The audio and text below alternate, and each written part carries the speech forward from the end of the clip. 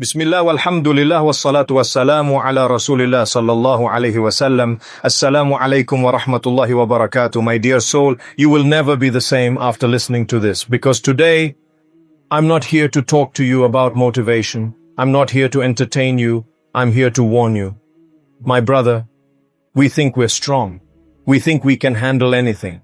We think we can listen to whatever we want, watch whatever we want, sit with whoever we want, and still remain the same. But the truth is, the human heart is fragile. So fragile that one sound can change it, one conversation can stain it, one habit can poison it, and you won't even feel it happening. You'll just wake up one day and wonder why your Quran feels heavy, why your salah feels empty, why your tears disappeared, why your dua feels like it hits a ceiling.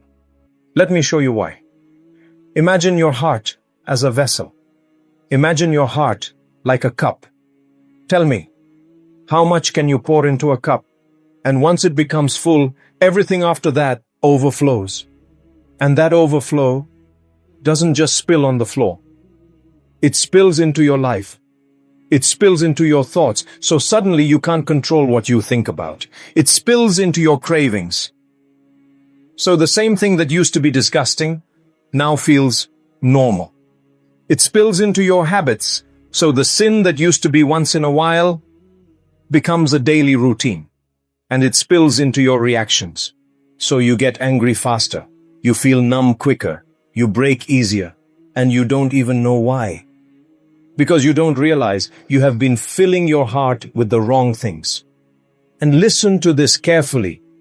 Your heart is not just a feeling. Your heart is an amana, a trust, a responsibility. Nobody is coming to guard your heart for you, in front of your eyes, and block what you scroll. No one will stand in front of your ears and filter what you hear. No one will stand in front of your tongue and stop what you say. That is your job. Your heart is your job. And the problem is, we treat our hearts like they are indestructible. But wallahi, they are not. Now let me give you an example that you will never forget. Imagine I bring you a cup, and inside that cup is pure Zamzam water. Not fake, not mixed, not bottled in a factory. Pure Zamzam. Straight from the source. A miracle from Allah subhanahu wa ta'ala. A sign from Allah subhanahu wa ta'ala. Blessed water from the greatest place on earth. Now imagine, you're holding that cup in your hands, and you see it with your own eyes. One single drop of impurity falls into it. Just one drop. Tell me the truth. Would you drink it? Even if I told you it's still 99.9% Zamzam. Even if I told you the water is still mostly pure, you would look at me and say, no way. You would feel disgust. You would push the cup away. You would reject it instantly. Why? Because something pure cannot be polluted. And your heart is more valuable than that cup.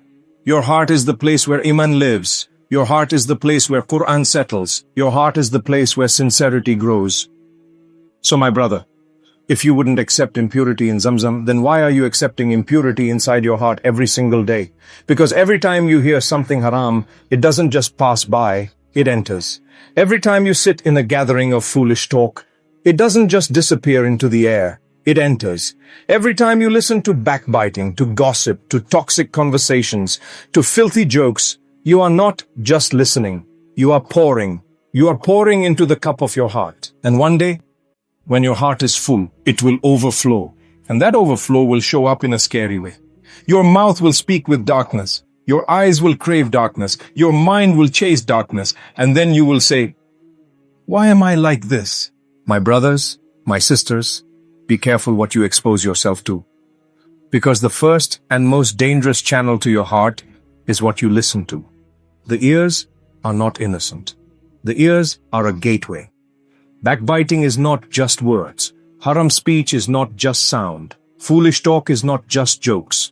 And music is not just entertainment. These things are arrows, and every arrow goes straight into the heart. You might laugh today, but that laughter leaves a stain.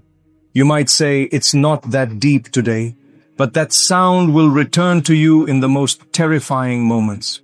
In your silence, in your loneliness, sometimes even in your salah. So protect your ears before they destroy your heart. Protect your heart because you only get one, and the heart doesn't forget. Because the heart doesn't forget, it stores everything. My dear hearts, you need to understand something terrifying. Not everything that enters your life stays in your life, but everything that enters your heart stays. Because the heart doesn't just hear, the heart records. And the first arrow, the first doorway, the first open gate into your heart is your ears. Channel number 1. The ears. What you hear does not stop at your ears. It travels. It sinks. It settles. It reaches places inside you that you cannot even see. And this is the danger.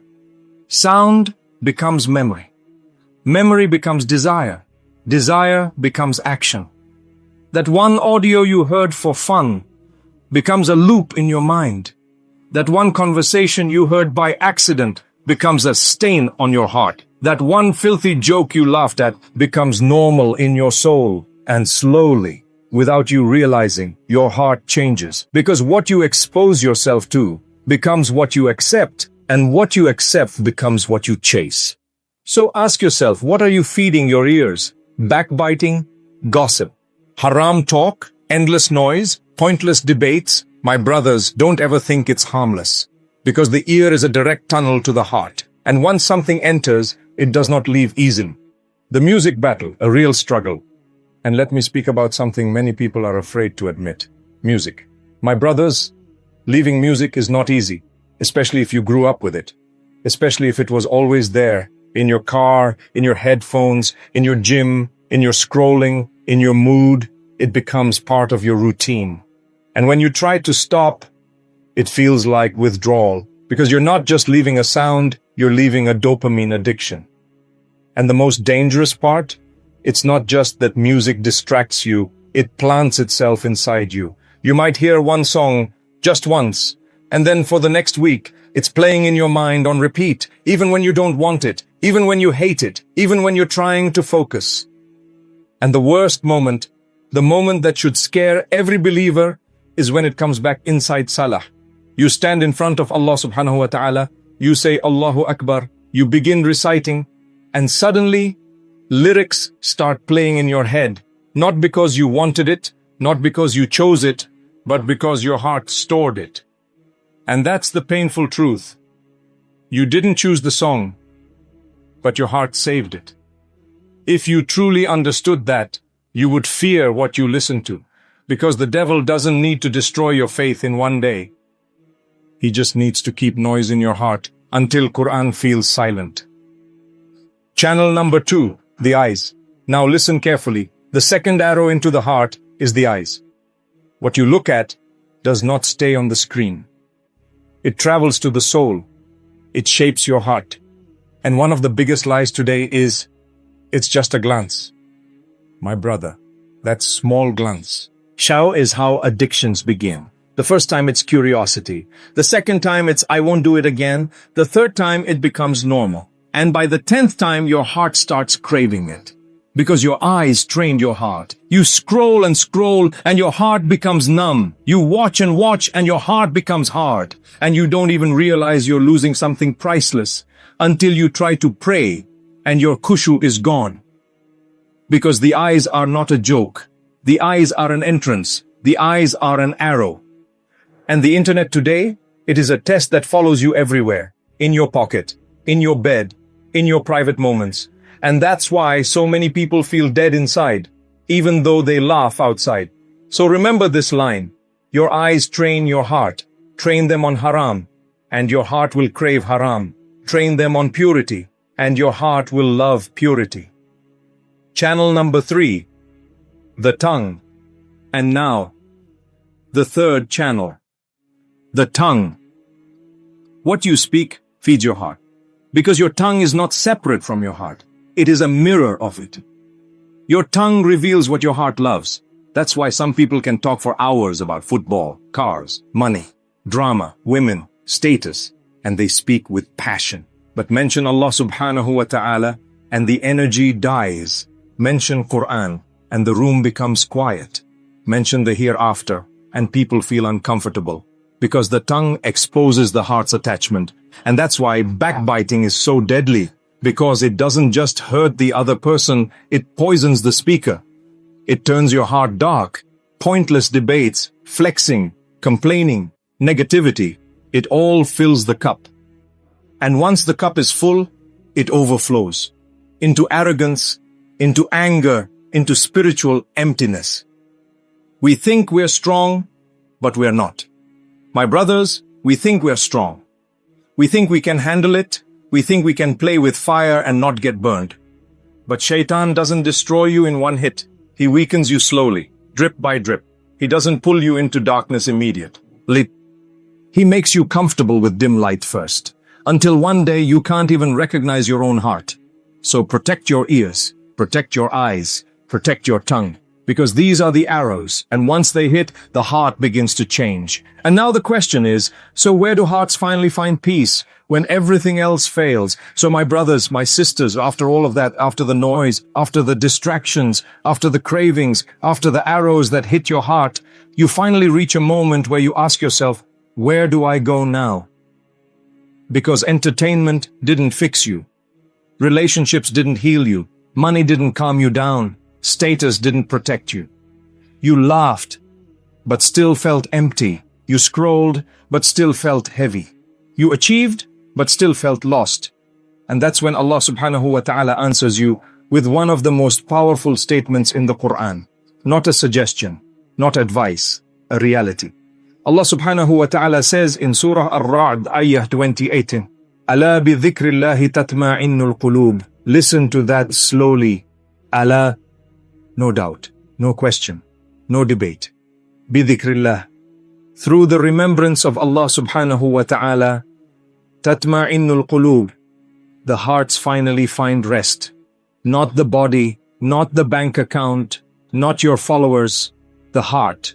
Because the heart is the battlefield. And the heart is not satisfied by temporary pleasure. Real peace is not in entertainment. It's not in movies. It's not in music. It's not in trends. Real peace is not in a relationship, not in attention, not in being wanted.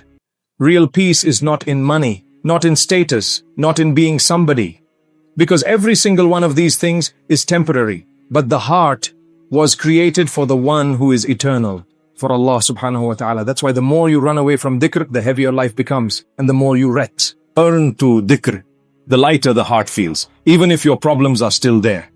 And my brothers, this is where you need to understand something deeper. Allah subhanahu wa ta'ala is pure, and Jannah is pure.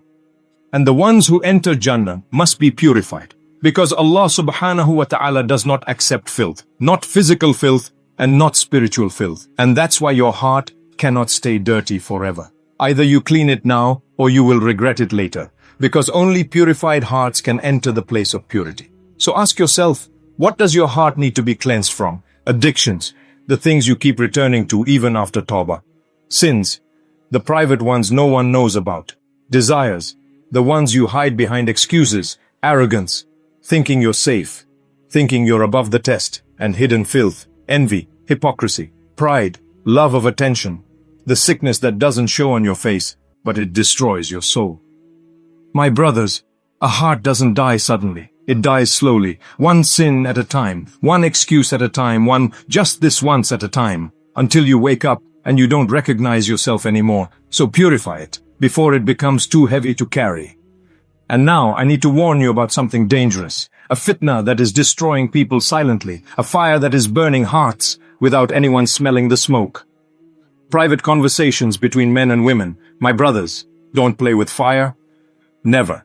Because Shaitan doesn't need a doorway, he just needs a moment alone. And don't ever think knowledge protects you. Don't ever think fame protects you. Don't ever think I'm strong protects you. Because the people who fall are not always the people who are ignorant. Sometimes the people who fall are the ones who thought they were untouchable. So protect yourself with a system. A safe system. Clear boundaries. No private numbers. No secret chats. No hidden conversations. If a woman needs to speak, let her husband be there. If not the husband, then the father. If not the father, then the brother. And if someone says, don't worry, he's a good guy, say, I'm not worried about him. I'm worried about shaitan. Because the heart is weak. And you are human.